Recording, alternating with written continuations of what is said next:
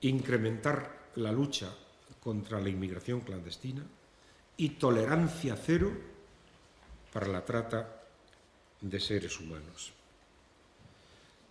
Hay que colaborar con los representantes de los trabajadores y los empresarios para abordar de una manera decidida la lucha contra el empleo ilegal. Hablo de empleo, digo ilegal referido al empleo, no hablo de ilegal referido a inmigrantes, hablo del empleo. Hay que desarrollar herramientas de análisis de riesgos, hay que apoyar la colaboración entre administraciones y fortalecer el intercambio de buenas prácticas, hay que fomentar el uso de la biométrica y aplicar los derechos humanos fundamentales a los ciudadanos de terceros países que residen irregularmente en la Unión. Proteger de una manera decidida y determinada a las víctimas de la trata de seres humanos, ampliar el marco jurídico para tener en cuenta los nuevos fenómenos delictivos, la inmigración irregular y la explotación sexual infantil, y practicar políticas de retorno sostenibles. A los americanos, a nuestros hermanos y amigos americanos, les ha molestado mucho la famosa directiva de retorno. Y les ha molestado porque no la han sabido explicar bien y porque la Unión no ha desarrollado una política pedagógica en el ámbito de sus terminales diplomáticas en los países de América Latina para poderla explicar. Porque la política de retorno tan criticada, en el fondo y en la forma, es la precondición para que alguna vez eventualmente pudiéramos tener una política común en materia de inmigración. Es una directiva que hace intervenir al Tribunal de Justicia de las Comunidades Europeas. Es una directiva que produce justicia gratuita, interpretación, amparo a los menores, reduce en buena medida los límites de internamiento en los centros de retención administrativa y, en fin, podemos profundizar, si queréis, sobre esa directiva. El Pacto Europeo sobre Inmigración y Asilo.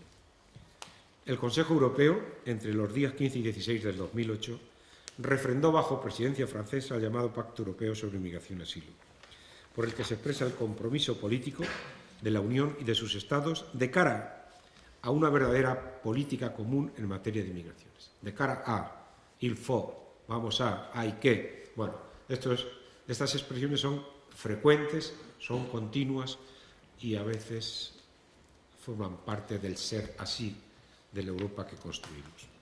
Una política justa, equilibrada y eficaz debe tratar simultáneamente, dijo la presidencia francesa, los aspectos de las migraciones en estos ámbitos. Gestión de la migración regular, el mayor problema, ya os lo he dicho.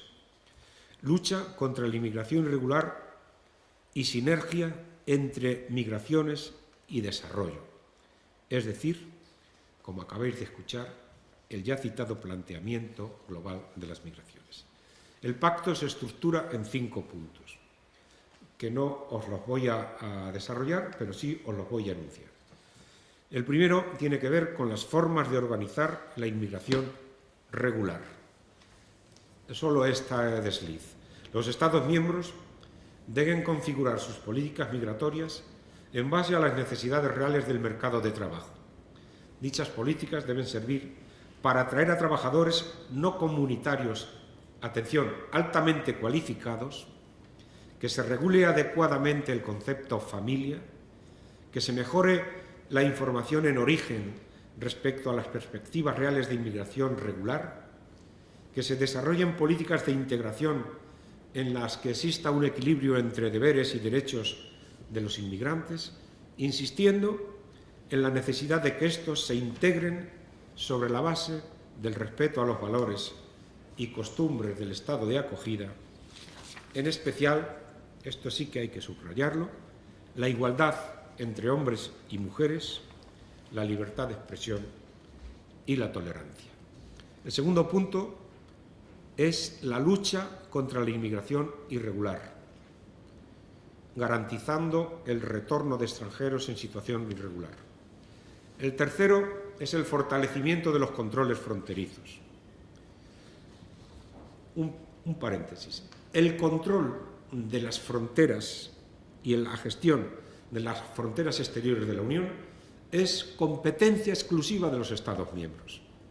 Cuando los Estados miembros han recibido presiones migratorias imposibles de asumir, sus políticos han tratado de derivar responsabilidades a la Unión Europea. Han dicho, es que Frontex no ayuda, es que Frontex no colabora. No, la responsabilidad de sus fronteras es de usted, Estado miembro, y no es competencia de la Unión. El asilo es el cuarto punto. Por primera vez se introducen criterios de solidaridad con objeto de distribuir entre todos los socios comunitarios la carga que algunos Estados miembros soportan como consecuencia de las numerosísimas solicitudes de protección internacional que reciben y los pocos medios con los que cuentan. Este es el singular caso de Malta. Por tanto, una de las respuestas de la Unión es la de la distribución du fardeau, la de distribuir la carga. Y por último, el punto 5 es establecer lazos y sinergias con los países de origen y tránsito de inmigrantes, de tal forma que colaboren activamente en el control de sus propias fronteras y en el retorno de los nacionales. Ahora ya llegamos a donde estamos. Estamos en el Tratado de Lisboa. El Tratado de Lisboa lo que hace es básicamente decidir que el Parlamento Europeo tiene un nuevo rol. Bueno, dice muchas cosas, pero en lo que nos concierne, ¿no? Tiene un nuevo rol. El rol de la codecisión, de decidir con el Consejo. De que en un montón de políticas, no todas, pero sí en muchas, que tienen que ver con el ámbito de la libertad, la seguridad y justicia, y también del fenómeno migratorio, tiene que producirse tarea legislativa entre el Parlamento y entre el Consejo. De tal forma que ya el Parlamento no es un señor que pasaba por allí, un club de debates o un mero espectador que da consejos y recomendaciones. El programa de Estocolmo y su plan de acción, al que ahora me referiré, deriva precisamente de la nueva naturaleza jurídica del Tratado de Lisboa y que otorga al ámbito de la justicia y los asuntos de interior y las libertades civiles, inspirándose en los compromisos alcanzados precisamente en el que ya conocéis, en el Pacto Europeo para la Inmigración y el Asilo auspiciado por la presidencia francesa. Las prioridades del programa de Estocolmo tampoco las voy a desarrollar para no aburrir, son 4. Una Europa de derechos, una Europa de la justicia, una Europa que protege, y este sí que nos interesa, una Europa responsable y solidaria en materia de inmigración y asilo. Se establece como prioridad la consolidación y puesta en marcha de una verdadera política común de inmigración y asilo, con el fin de garantizar la solidaridad entre los Estados y la asociación con países terceros. Ahora es cuando cumplo mi compromiso de deciros lo que es Frontex. Podría hablar mucho de Frontex, pero lo voy a resumir así.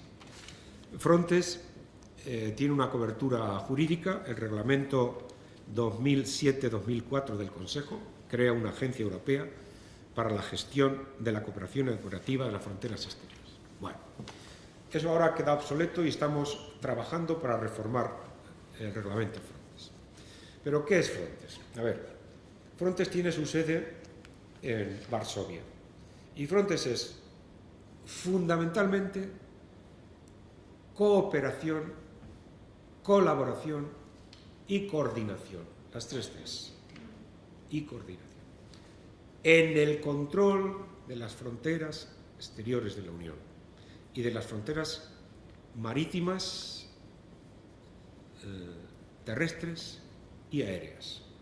Pero Frontex no es la responsable de la violación de las fronteras de la Unión Europea. ¿Ok?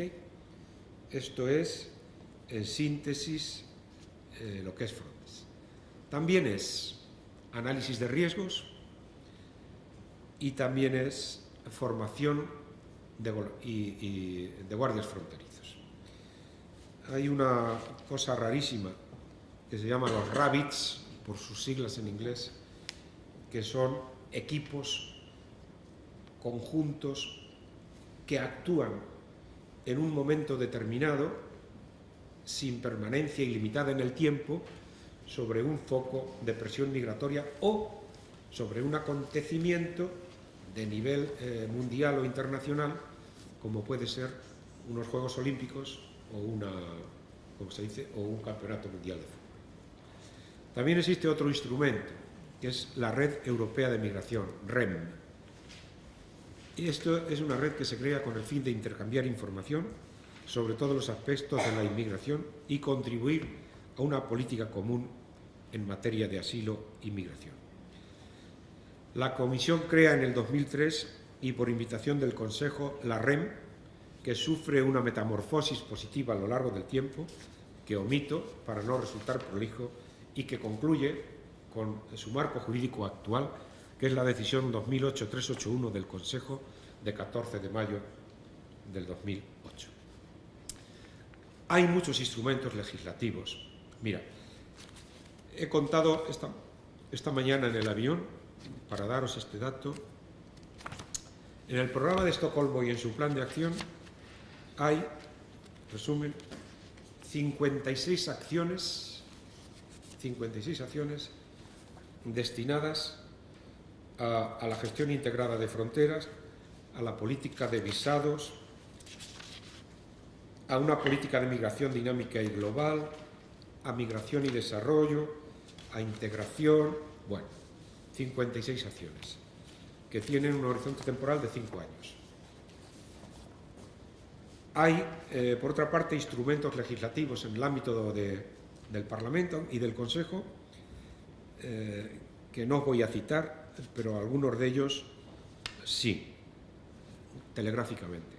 La Blue Card, que es la propuesta de directiva del Consejo relativa a las condiciones de entrada y residencia de nacionales de terceros países para fines de empleo altamente cualificado.